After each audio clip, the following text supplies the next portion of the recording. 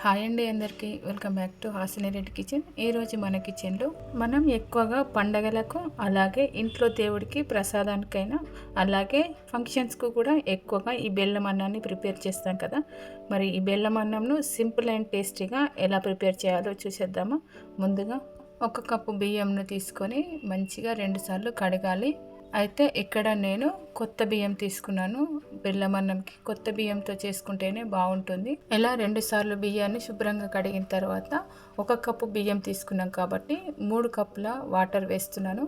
అలాగే ఒకవేళ కొత్త బియ్యం దొరకక పాత బియ్యం అయితే ఇంకొక కప్పు వాటర్ ఎక్కువ తీసుకోండి. బెల్లం అన్నంకు అన్నము మెత్తగా ఉడికితేనే బాగుంటుంది కాబట్టి ఈ విధంగా ప్రిపేర్ చేసిన తర్వాత ఇప్పుడు దీన్ని స్టవ్ పైన పెట్టేసి అన్నం ఉడకబెట్టుకోవాలి. మామూలుగా మనం అన్నం ఎలా ఉడకబెడతామో అలాగే ఉడకబెట్టుకోవాలి. అన్నం ఉడికే లోపల అన్నంలో వేయడానికి బెల్లం ప్రిపేర్ చేసుకుందాము. 1 కప్పు బియ్యం తీసుకున్నాం కాబట్టి 2 కప్పుల బెల్లాన్ని తీసుకోవాలి. అలాగే సేమ్ కప్పుతో 1/2 కప్పు వాటర్ కూడా వేసి బెల్లాన్ని అంతా కూడా మంచిగా కరగబెట్టాలి. బెల్లంలో చిన్న చిన్న ఇసుక లాంటిది అలాగే చెరుకు పుట్టు లాంటిది వస్తుంది కాబట్టి డైరెక్ట్గా అన్నంలో వేయడం కంటే ఇట్లా కొంచెం వాటర్ వేసి కరగబెట్టేసిన తర్వాత అన్నంలో వేసేటప్పుడు ఫిల్టర్ చేసి వేసుకుంటే బాగుంటుంది. బెల్లంను పాకం పట్టాల్సిన అవసరం లేదు, జస్ట్ కరగబెడితే సరిపోతుంది. ఇలా ఈ విధంగా బెల్లం కరిగే లోపల అన్నం కూడా ఉడుకుతుంది. చూడండి, ఇక్కడైతే అన్నం పర్ఫెక్ట్గా ఉడికింది. బెల్లం అన్నంకి ఎలా ఉడకాలో కరెక్ట్గా అంతే విధంగా ఉడికింది. కావాలంటే ఇట్లా చూడండి, మెత్తగా అయిందంటే పర్ఫెక్ట్గా ఉందన్నట్టు అన్నము. తర్వాత ఇప్పుడు ఈ అన్నంలోకి కరగబెట్టిన బెల్లాన్ని వేసేయాలి.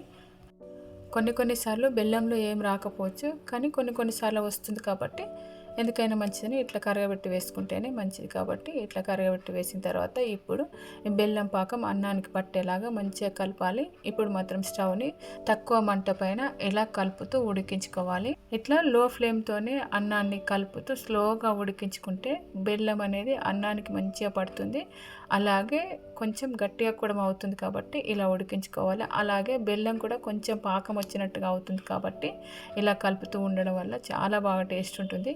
ఇలాగే కలుపుతూ బెల్లం అన్నం చూడండి ఈ విధంగా అంటే కొంచెం గట్టిగా అయ్యేంత వరకు కూడా కలిపిన తర్వాత ఇప్పుడు దీంట్లోకి మంచినీళ్ళు తాగే గ్లాస్తో 3/4 గ్లాస్ వరకు వేడి చేయని పచ్చిపాలు మాత్రమే పోస్తున్నాను. పాలు మొత్తం కూడా అన్నంకు పట్టేలాగా ఇలా కలుపుకుంటూ చేసుకోవాలి. అయితే ఈ టైంలో పాలు పోయడం వల్ల పాలు విరిగిపోకుండా ఉంటాయి. పాలు పోసిన తర్వాత కూడా స్టవ్ని సిమ్లోనే ఉంచి ఇలా 2 నుండి 3 నిమిషాల వరకు ఉడికించుకోవాలి. తర్వాత ఇప్పుడు ఇందులోకి 1/2 టీ స్పూను లేదంటే 1/2 టీ స్పూన్ వరకు యాలకుల పొడి వేసేసి ఇది కూడా మంచిగా కలపాలి. ఇలాగే 2 నుండి 3 నిమిషాల వరకు కలుపుతూ ఉండాలి బెల్లం అన్నము. అయితే టేస్టీగా రావాలి బెల్లం అన్నము అంటే కంపల్సరిగా ఇలా ఎక్కువ కలిపితేనే ఆ టేస్ట్ అనేది వస్తుంది. ఇలాగే మధ్యలో కలుపుతూ వేరొక స్టవ్ పైన తాలింపు గిన్నె పెట్టేసి దాంట్లోకి 1 టీ స్పూన్ నెయ్యి వేసి కరిగిన తర్వాత ఇలా డ్రై ఫ్రూట్స్ వేసి లైట్గా వేయించుకోవాలి. నేనైతే కాజు అలాగే బాదం అదేవిధంగా వాటర్ మిలన్ సీడ్స్ కూడా వేసాను. కావాలంటే పాంప్కిన్ సీడ్స్ కుకుంబర్ సీడ్స్ కూడా వేసుకోవచ్చు, కిస్మిస్ కూడా వేసుకోవచ్చు, చాలా బాగుంటుంది. డ్రై ఫ్రూట్స్ని ఇలా లైట్గా వేయించుకున్న తర్వాత ఇప్పుడు బెల్లం అన్నంలోకి వేసేసి అన్నీ కూడా కలిసేటట్టు మంచిగా కలపాలి. ఈ డ్రై ఫ్రూట్స్కి కూడా బెల్లం స్వీట్ అనేది పట్టాలి కాబట్టి ఇలాగే కలుపుతూ 2 నుండి 3 నిమిషాల వరకు ఉడికించుకోవాలి.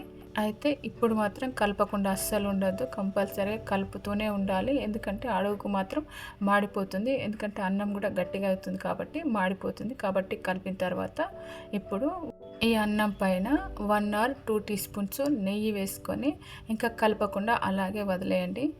ఇట్లా పైన నెయ్యి వేయడం వల్ల పైన బెల్లం అన్నం అనేది అట్టుకట్టదు. అలాగే బెల్లం అన్నము కొంచెం ఎక్కువ టైం అయిందంటే కలర్ కూడా చేంజ్ అవుతుంది కదా. ఇట్లా నెయ్యి వేయడం వల్ల కలర్ కూడా చేంజ్ కాదు కాబట్టి ఇట్లా వేసేసి ఈ గిన్నె మీద మూత పెట్టేసి స్టవ్ ఆఫ్ చేసేయాలి. ఇలా బెల్లం అన్నం చేస్తే మాత్రం చాలా బాగుంటుంది. మీరు కూడా ఇలా ప్రిపేర్ చేస్తే మీకు ఎలా వచ్చిందో మీ ఫీడ్బ్యాక్ని మాత్రం కామెంట్ బాక్స్లో కామెంట్ చేయండి. ఇప్పటిలాగే వీడియోని లైక్ చేసి ఈ రెసిపీ వీడియోని మరికొంతమందికి షేర్ చేయండి. అదేవిధంగా మరిన్ని మంచి రెసిపీస్ కోసం హాసిని రెడ్డి కిచెన్ ఛానల్ని సబ్స్క్రైబ్ చేసి పైన గంట సింబల్ కూడా టచ్ చేయండి. ఫైనల్గా ఈ వీడియో చూసిన ప్రతి ఒక్కరికి కూడా చాలా థ్యాంక్ యూ.